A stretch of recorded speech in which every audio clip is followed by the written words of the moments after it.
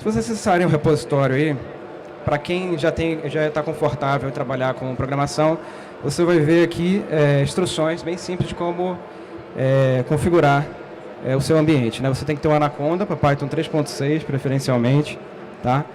Vai ter que ter o Git também para fazer o checkout do repositório, tá? Você vai clonar o repositório, vai entrar na pasta do seu repositório. Esse comando aqui, com da env, já serve para instalar automaticamente todas as dependências. Então já preparei todo o arquivo com todas as dependências que você não vai precisar, tá? Se você tiver no Windows, você vai ativar o ambiente com esse comando. Se tiver em Linux ou OS X, você vai ativar dessa forma, Source Activate Dados Abertos. Mas se você não quer acompanhar rodando o código, você pode acompanhar ainda acessando o notebook direto. Aqui, o jogo político, .ipython Notebook. Você vai abrir aqui e você vai conseguir visualizar uma renderização estática do código, tá? Não tem problema, você pode ir acompanhando por aí. Vamos lá. Então aqui nosso objetivo é saber como extrair informações de dados abertos usando Python, tá? Vamos fazer uma preparação simples de dados utilizando Pandas, que vocês já devem ter ouvido falar. Vamos tentar usar umas técnicas de visualização do posicionamento político, usando redução de dimensionalidade também, tá? E matriz de correlação. Vamos aplicar um pouco de aprendizado supervisionado para analisar coesão partidária, tá? E identificar algumas aplicações potenciais que possam inspirar vocês. Então, o nosso objetivo, resumindo em uma imagem aqui, é entender isso aqui, tá? Como extrair métricas objetivas que possam ajudar a gente a entender o que está acontecendo nessa dinâmica complexa aqui, tá? A nossa ideia é usar os dados abertos para fazer análises, tá? A partir da API de dados abertos, extrair esses dados de votação, principalmente, e responder perguntas, como, por exemplo, qual é o posicionamento político real dos parlamentares, ou seja, independente do discurso dele, como ele está votando na realidade, né? Quais são os blocos políticos existentes na realidade, como esses blocos interagem, se opõem ou concordam, tá? E até mesmo saber quais os parlamentares que votam de forma mais próxima ao que eu votaria, tá? A gente vai tentar responder essas perguntas aqui com análise de dados. Esse estudo é baseado num estudo da Universidade de Colômbia, tá? Que foi feito lá nos Estados Unidos, no Senado americano. Eu peguei alguns conceitos que eles utilizaram lá e trouxe para os nossos dados abertos, tá? O estudo se chama Data Mining Politics. Vocês têm o link aqui no notebook, que vocês podem acessar para ver o estudo completo, tá? Então, o que eles fizeram? Aqui tem uma tabela com os que eles chamam de issues, que são as propostas de leis deles, os projetos de lei, basicamente, né? E nas colunas eu tenho os votos de cada senador. Tem aqui uma figura conhecida, o McCain, por exemplo, que era senador e foi candidato à presidência recentemente, né?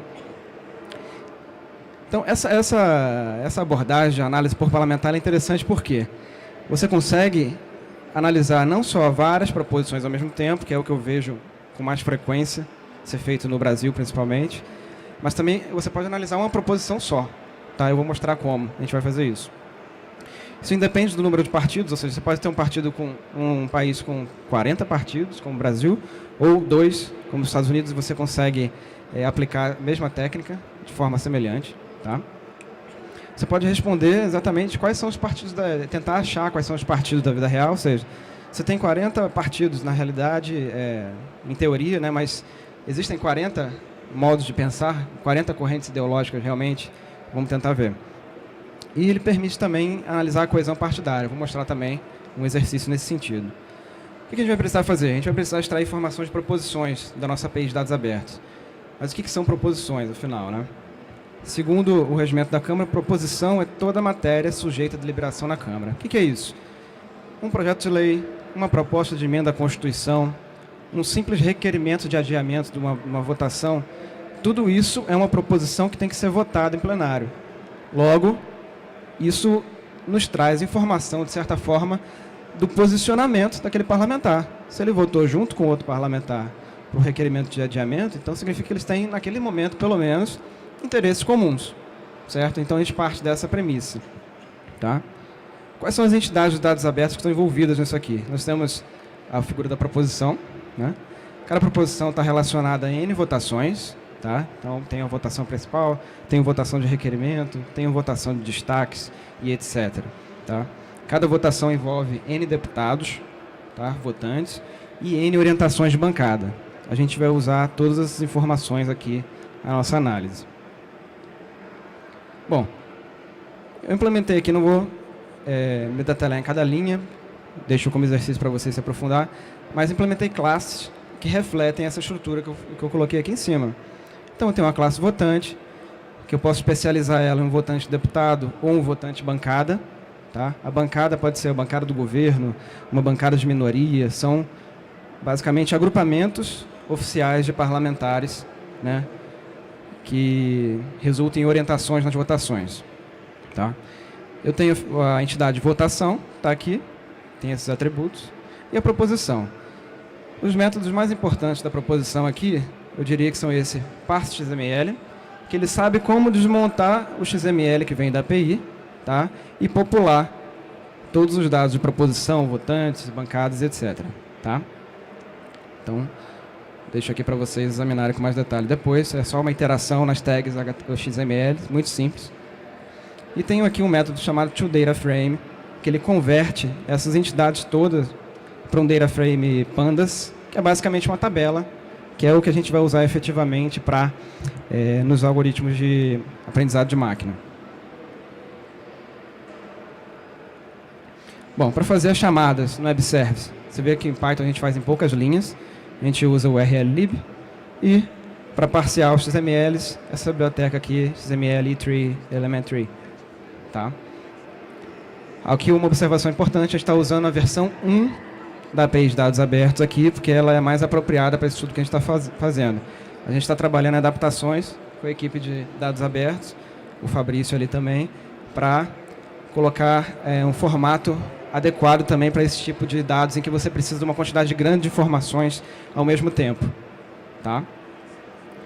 Então, nossa API ficou muito simples assim. Vou executar meu código aqui, você dá Shift Enter, você executa as suas células.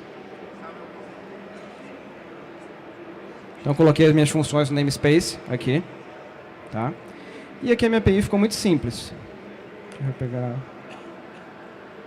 Eu tenho um método getProposição, eu passo para ele qual é o tipo de proposição, qual é o número e qual é o ano. Eu vou fazer um estudo de caso nesse PL 6787-2016, que vocês conhecem mais como reforma trabalhista. Tá? Então, nós vamos estudar o posicionamento, a configuração política na reforma trabalhista. Então, vou tentar recuperar aqui a nossa... Então, ele foi lá na API de dados abertos, pegou essa informação aqui, que é um XML grandão, parseou, desmontou e montou as minhas entidades, certo? Até aí tranquilo, né?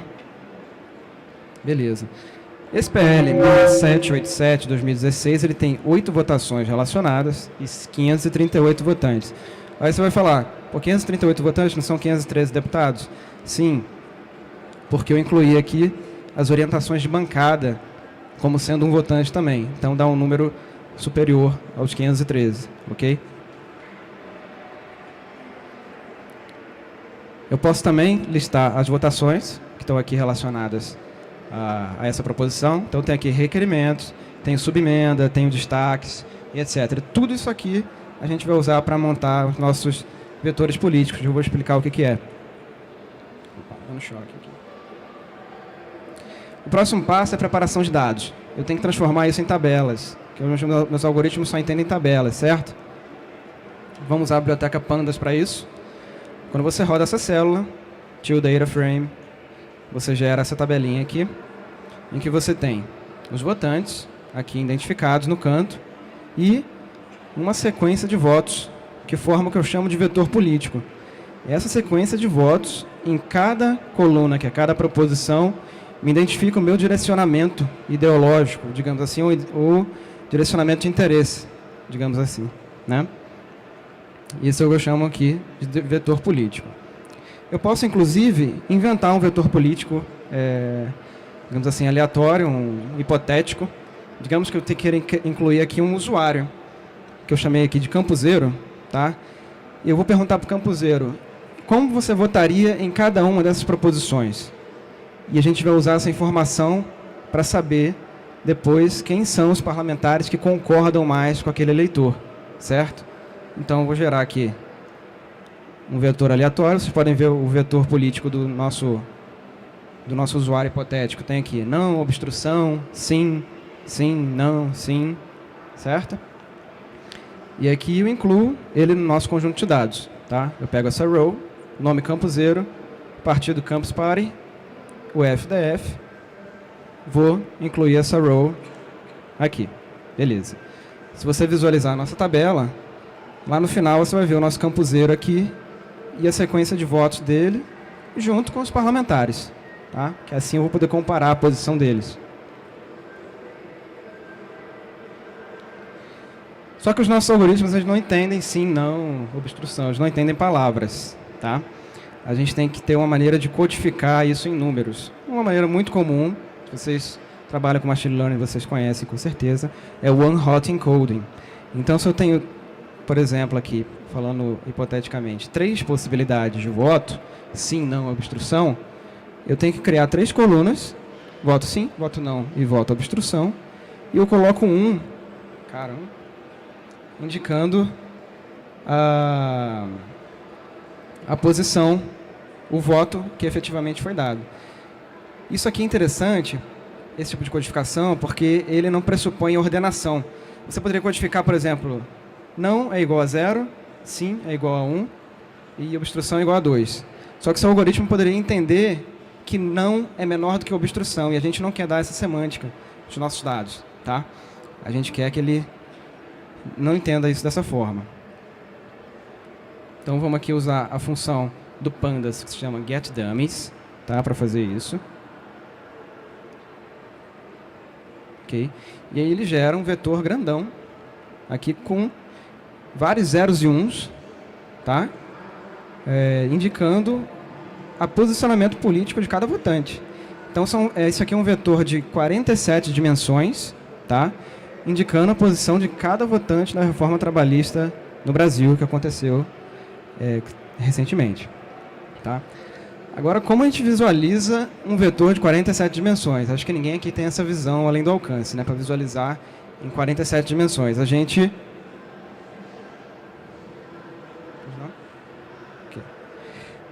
A gente não consegue visualizar dessa forma. A gente consegue visualizar em 2 ou 3 dimensões, que é a nossa realidade do mundo aqui, a nossa realidade física é essa. Então, a gente tem aqui algumas maneiras de fazer isso. Primeiro, é você calcular as distâncias relativas, né, entre esses vetores políticos. Se você lembra da sua aula lá do 2º grau, você consegue comparar ângulos entre vetores, distâncias, né, e existem várias métricas para se fazer isso.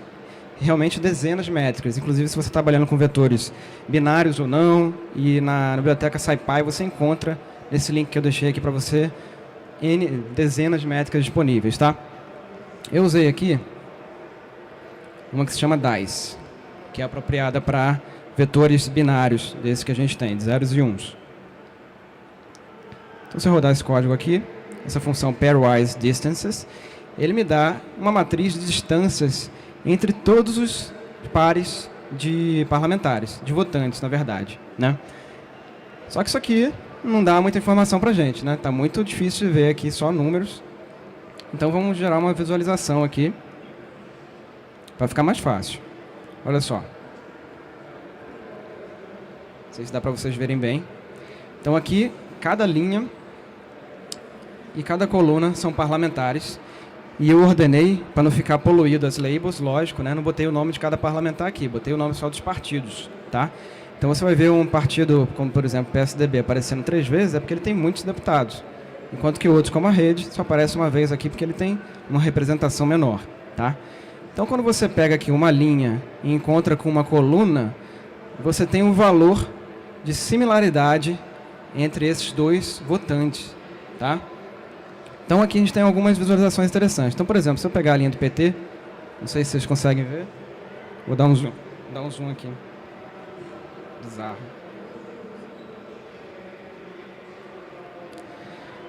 Então, a linha do PT aqui, quanto mais vermelho, mais discordância. Quanto mais azul, mais concordância. Tá? Então você pode ver aqui que o PT praticamente tem uma baixa concordância com todos os outros partidos. Tá? E tem uma concordância grande com ele mesmo e com partidos como o PDT e o PCdoB. Tá? De forma análoga, o PMDB, olhando aqui de baixo, tá? Ele tem uma discordância forte com o PT, uma concordância boa com o PSDB, com o PSD também, e aqui ele já começa a ficar mais difuso. Então repara que tem certas áreas do nosso gráfico que são bem definidas de posicionamento e outras que você já começa a ficar difícil de você determinar. Tá? Isso é interessante porque você pode comparar, como eu disse, com outros países. Olha aqui, eu peguei o gráfico, o nosso gráfico que a gente acabou de gerar, e comparei com o gráfico do estudo lá da Universidade de Colômbia. Então você já consegue ver aqui que, por exemplo, tem dois grupos muito bem definidos nos Estados Unidos, republicanos e democratas, né? Enquanto que no Brasil esse cenário é um pouco mais difícil de interpretar, digamos assim, né? Você vê alguns padrões, mas é um padrão totalmente diferente, muito mais complexo, eu diria. Tá? Beleza. Você também pode, sem prejuízo dessa análise, você pode agregar os votos também por partido, tá? Basta você fazer a média de todos aqueles vetores dos parlamentares daquele mesmo partido, você consegue ter a mesma visualização agregada por partido. Você vê a mesma coisa aqui. PT, uma discordância forte, em geral, e alguns pontos de concordância com certos setores. Tudo bem? Eu queria mostrar para vocês também um outro tipo de visualização, que é a de projeção. Então a gente vai tentar transformar aquele espaço de 47 dimensões e trazer para 2 dimensões. Como é que se faz isso? Tem N técnicas para isso. Uma das mais famosas é o PCA, tá? Que vocês vão ver na literatura aí de monte. Eu vou gerar uma visualização do PCA para vocês verem.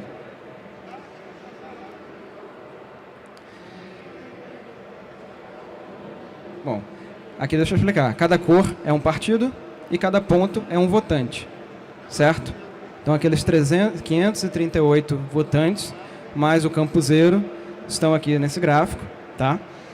E você consegue ver até algum tipo de padrão, mas muito fraco aqui. Isso por quê? Porque o PCA, ele é uma técnica que usa álgebra linear. Ele resolve bem problemas lineares, tá? Em que a relação das suas variáveis são lineares. Quando isso não acontece, você tem dificuldade de visualizar agrupamentos de forma clara. Para isso, eu usei uma técnica mais recente que se chama o TSNE, que é uma técnica mais baseada em teoria da informação. Você consegue aproximar, usando machine learning, espaços de dimensões diferentes. Você torna as distribuições probabilísticas mais semelhantes. É assim que você define o seu problema de otimização. Eu vou gerar aqui.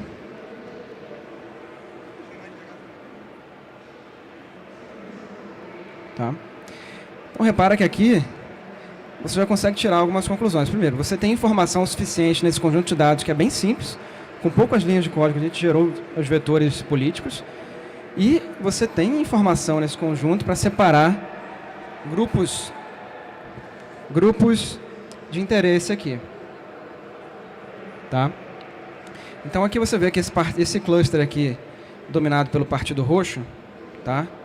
Ele é bem concentrado aqui, mas você vai ver representantes desse Partido Roxo navegando em todos esses clusters aqui. Tá? Isso já dá uma ideia para a gente de como medir coesão partidária. Tá? Se você tem um partido muito bem concentrado no cluster, isso significa que eles têm um alinhamento ou de ideologia ou de estratégia muito bem definido. Enquanto que outros partidos a gente vai ver que não acontece. É uma maneira objetiva de você avaliar a atuação do partido usando análise de dados. Mas melhor do que entender essa técnica de projeção é vê-la funcionando na prática. Queria mostrar para vocês. Existe uma ferramenta do TensorFlow que se chama Embedding Projector, que ela é feita para você visualizar de forma interativa esses dados, tá? Você fazer esse tipo de projeção. Então aqui no cantinho você vai ver a opção do PCA que a gente usou e a opção do TSNE. Eu vou carregar os meus dados, tá? Que eu gerei de votação, usando esse botãozinho. Eu recomendo que vocês, a gente não vai ter tempo de explorar, tem muitas funcionalidades nessa ferramenta, tem o link lá no notebook para vocês lerem mais sobre ela. É muito legal. Então, vou carregar os dados de votos no formato TSV, está separado por tabs. E vou carregar os dados de voto de metadados. Para quê? Para mostrar os nomes dos votantes ali. Choose. Show. Beleza. Então, repara que já está aqui no nosso espaço. Quando você passa o mouse em cima, você já vê o nome dos votantes aqui. Tá? Eu vou colorir o mapa por partido.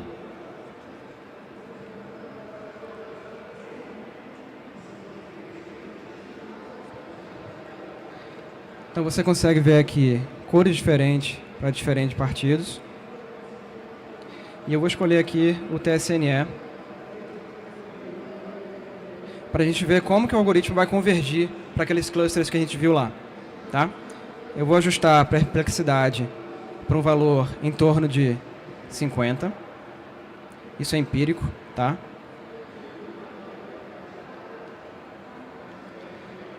E aqui a gente vai poder ver como que ele vai aproximando, vai tentando igualar a distribuição probabilística do espaço original de 47 dimensões para o nosso espaço de 3 dimensões. Então aqui eu posso clicar num deputado qualquer e ele vai me retornar aqui ao lado todos os parlamentares mais próximos dele, todos os votantes, digamos assim. Então eu posso fazer uma query do tipo, procurar aqui a bancada do governo e você consegue, não sei se dá para vocês lerem aí, visualizar uma sequência aqui de votantes, por exemplo, bancada, PEN, bancada maioria, Marcos Pestana, são todos os que estão mais alinhados com a orientação do governo. Eu posso fazer vários tipos de consultas aqui, inclusive consultar o nosso campuseiro, que eu incluí lá, certo? Aqui o nosso campuseiro no nosso espaço vetorial de 3 dimensões. E aqui você vê todos os parlamentares que estão mais próximos dele. Então já dá para imaginar aqui um sistema de recomendação como faz o Netflix. Ele coleta as informações sobre as suas preferências. Aqui no nosso domínio as preferências são os votos em cada proposição. E você consegue recomendar para ele, no esquema de Tinder, né? Qual seria o deputado que vai dar o match, baseado não em fatores subjetivos, como discurso, carisma, etc., mas no que ele faz no dia a dia, né? No que ele faz de verdade. Né? Então, é uma aplicação legal, com poucas linhas de código, você pode imaginar um app que você vai coletar, fazer um questionário para o seu usuário, né? E vai gerar esses vetores e vai retornar ali uma relação dos que são os mais próximos dele. Eu acredito que vai ajudar bastante na consciência do eleitor na hora de escolher. Assim, uma ferramenta matemática muito legal. Tá? Voltando à nossa análise.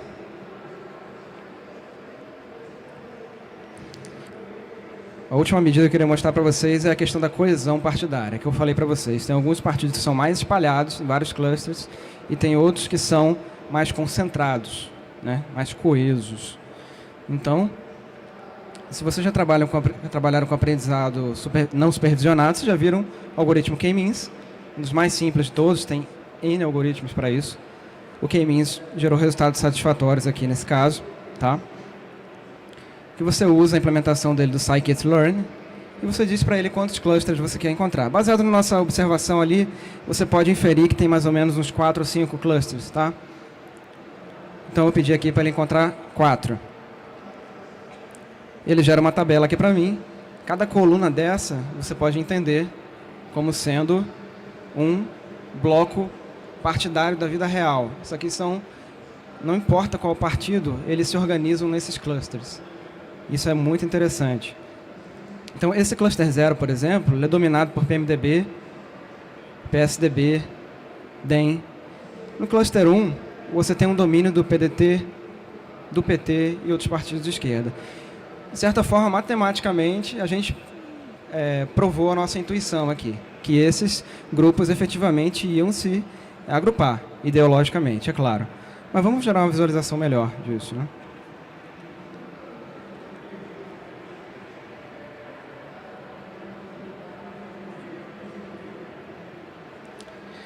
Então, lembra daquele nosso gráfico original, gerado pelo TSNE, que a gente tem N partidos aqui, e o algoritmo de clusterização ele simplificou esse problema para esses 4 clusters aqui. Repara que ele não é perfeito, né? Ele identificou esse cluster aqui como sendo próximo a esse, mas também a gente tem que entender que isso num espaço de 47 dimensões pode ser verdade, né?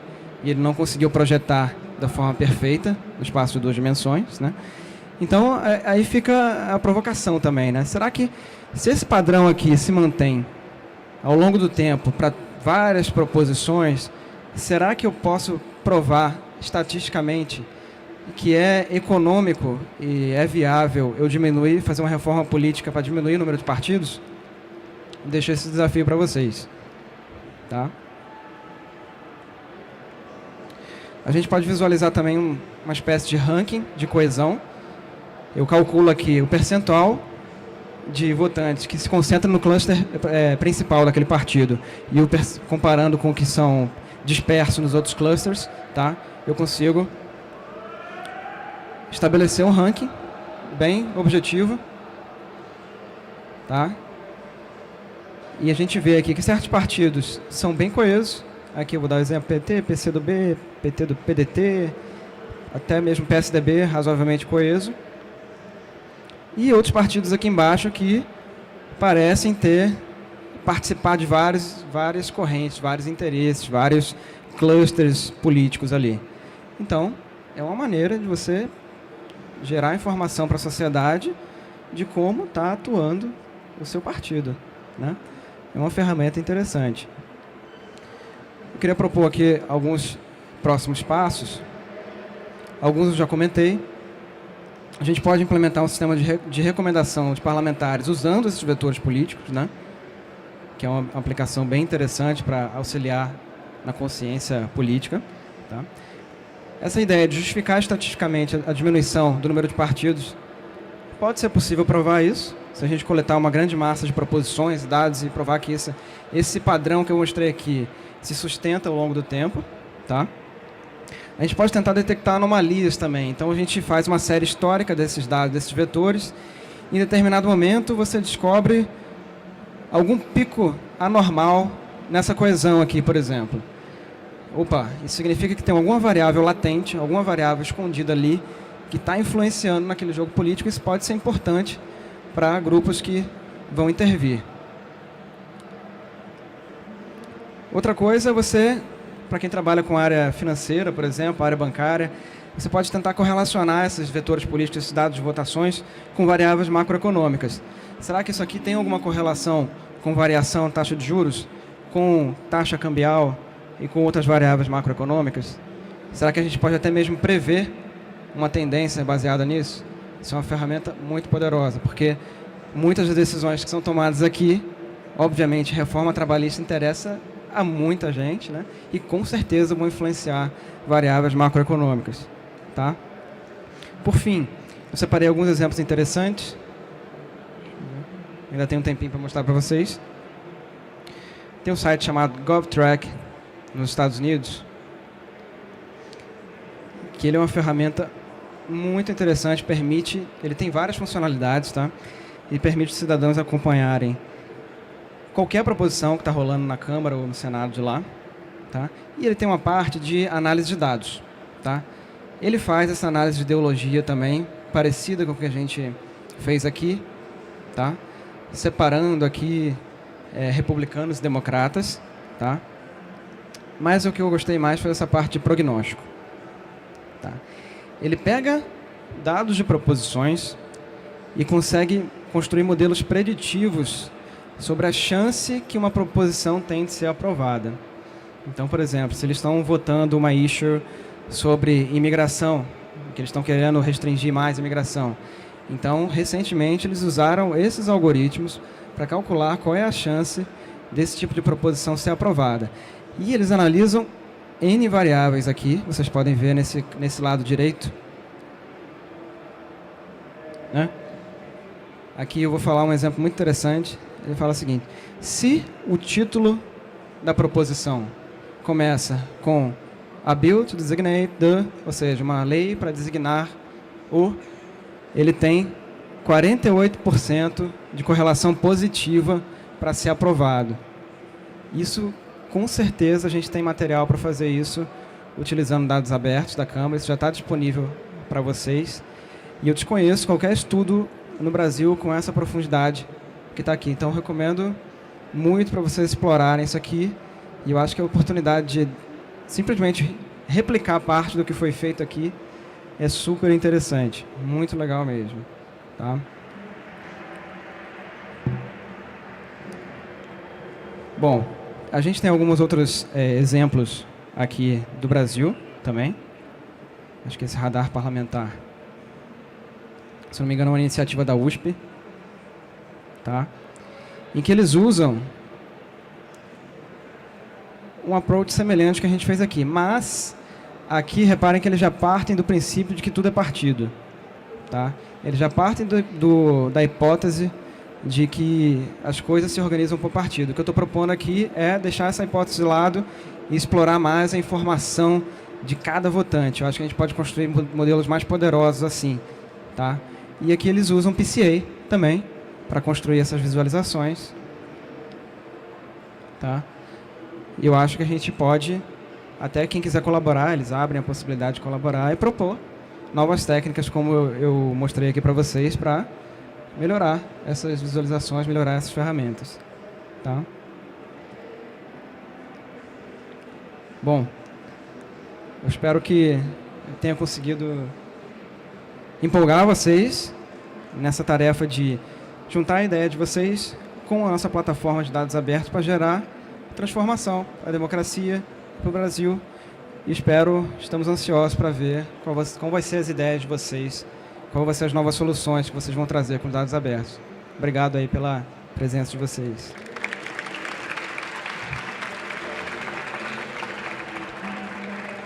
Pessoal, a gente ainda tem 5 minutos aqui.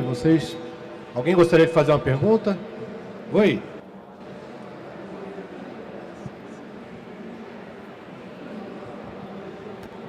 Fala, garoto. Boa tarde. Parabéns pela apresentação, o trabalho ficou bem legal. Eu queria que você comentasse se vocês chegaram a analisar alguma estratégia de validação do resultado e, se sim, em cima de qual métrica. No caso, não sei se o resultado final foi clusterização, se vocês validaram o resultado, né? E uma outra pergunta, se vocês já tentaram usar outros algoritmos. Existem algumas expansões do PCA para variáveis logísticas, né? Enfim, MCA, ICA, essas coisas. Se já exploraram alguma coisa nesse sentido? Só algum comentário desse. Obrigado. Existem muitos sabores de decomposição de componentes, né, como você comentou, e eu tenho uma certa preferência pelo TSNE, porque eu acho uma ferramenta mais poderosa, porque ela não parte do pressuposto que são relações lineares. Talvez algumas dessas extensões que você falou não assumam isso, mas eu gosto da ideia de que você transforma o seu problema em uma aproximação usando a divergência de Kullback-Leibler, que é o caso do TSNE. Você compara efetivamente distribuições probabilísticas sem fazer nenhum, digamos assim, nenhum pressuposto sobre a complexidade, se é quadrática, se é linear e etc. Sobre validação, nosso conjunto de dados é pequeno, esse trabalho aqui foi mais para demonstrar o potencial mesmo, e quando você utiliza aprendizado não supervisionado, que foi só o que a gente utilizou aqui, fica mais difícil você ter métricas para validar isso, até porque não tem resposta certa. Então você compara simplesmente com a sua intuição, nesse caso aqui, tá? Existem algumas heurísticas, por exemplo, técnica do cotovelo, para você determinar quantos clusters você vai usar na hora no K-means, por exemplo. Mas a literatura, você não vai encontrar uma resposta certa para te responder, por exemplo, quantos clusters eu devo ter. Você tem heurísticas para isso. E a gente usou algumas aqui. Não sei se eu respondi a sua pergunta. Mais uma pergunta aqui para a gente encerrar, né? Estamos no limite do tempo. Minha pergunta é mais básica, na verdade. Tipo, como é que é o caminho, assim? porque assim, nunca mexi com machine learning e se apresentou várias coisas aí bem interessantes, só que entendi quase nada delas. E assim, como é que a gente às vezes dá medo de entrar nesse mundo porque você não entende nada, né? Quais são os primeiros passos para chegar aí, sacou? Onde estudar, o que estudar, essas coisas. Legal. Muito boa pergunta. Para quem está interessado em começar, a vantagem dessa área é que você tem material online a rodo mesmo, muita coisa, e é difícil até filtrar o que é bom e o que é ruim. Eu recomendaria, que todo mundo recomenda, o curso do Coursera, lá do Andrew Ng, que era professor de Stanford, saiu do Baidu agora, tá? É um bom começo, e recomendo também que você pratique muito, não fique só lendo e assistindo vídeo, mas pega um repositório como esse, baixa, tenta modificar, brinca com os parâmetros, você vai aprender muito dessa forma. Pessoal, a gente já chegou no limite do tempo da apresentação, mas eu quero dizer para vocês que qualquer dúvida técnica sobre machine learning, sobre dados abertos, pode ser tirada ali ou dúvidas de negócio também sobre o que é o modelo, como o funcionamento do Poder Legislativo aqui no Brasil, da Câmara dos Deputados. A gente está numa bancada perto do OVNI, ali, né, da central de servidores aqui na Arena, e estamos à disposição, o Márcio vai ficar lá à disposição de vocês também. Para quem não tiver dúvidas e quiser conhecer mais da Câmara dos Deputados, eu quero avisar que a visitação da Câmara está acontecendo de meia em meia hora, tem um grupo sendo formado, é só chegar no edifício principal da Câmara dos Deputados, ali onde fica a cuia, né? Falando assim fica claro para todo mundo. É só chegar lá, de meia em meia hora tem um grupo fazendo visitação também, durante todo esse fim de semana. Então quem tiver interessado em conhecer a Câmara, é só chegar lá. E em qualquer momento, eu quero repetir para vocês o que a gente vem dizendo nas outras apresentações, a Câmara está completamente aberta, a Câmara é de todos vocês, é de todos os brasileiros. Apesar do nome ser Câmara dos Deputados, a Câmara é de todos os cidadãos brasileiros.